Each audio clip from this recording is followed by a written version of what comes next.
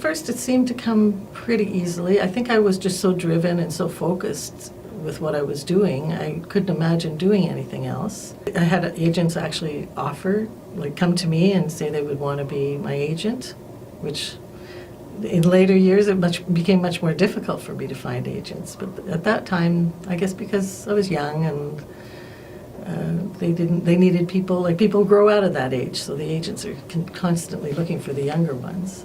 I found that, doing lots of crazy little jobs where we'd have to chase the people down to pay us, and that drove me nuts. So it was a big deal to get to join the union. You felt really, you were serious and taken seriously once you were able to join the union. Once we got our actor cards, or equity cards, then the non-union world was off limits to us.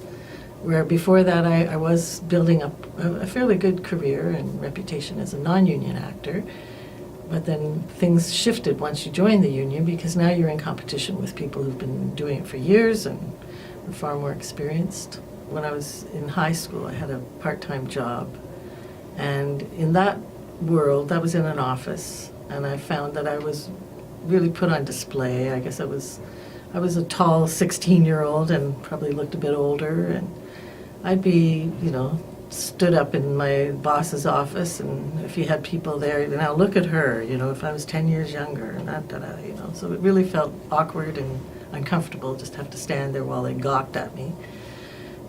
In the theater world, I experienced it differently, more as being held back because I was female. As I mentioned before, it was sometimes difficult to be seen as capable. I wanted to learn about lighting design when I was at university, and it was a man who was supposed to be teaching me and would basically push me aside, tell me to go wait for him in another room while he actually did the work I wanted to watch him do.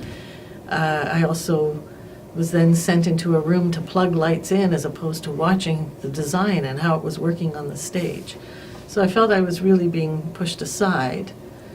But I think if there's anything like that you really want to get into, you just have to keep trying to push those barriers. There have been many times where I've been, just that close to something really exciting, that those kind of things keep you hanging on. If knowing that I almost made it, just thinks, okay, well, I've got what it takes. It's just for whatever reason I didn't get it this time. So that keeps you going. And I'm still going at it. And I think I'll just keep going till I drop, as long as they let me.